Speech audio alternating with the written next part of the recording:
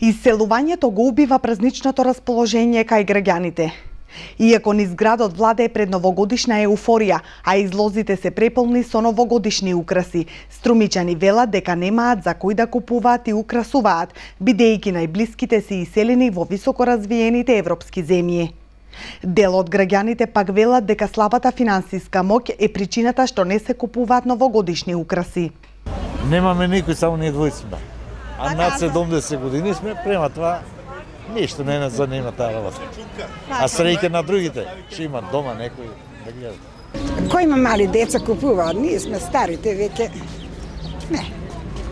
Не, толку нема пари. Има одамна купано ете. Да, а по поклончина, подароци за внучињата? Ке се купа как таман работа без подарички останаме ете. Цените на новогодишните украси е различна и зависи пред се од квалитетот и изработката на истите.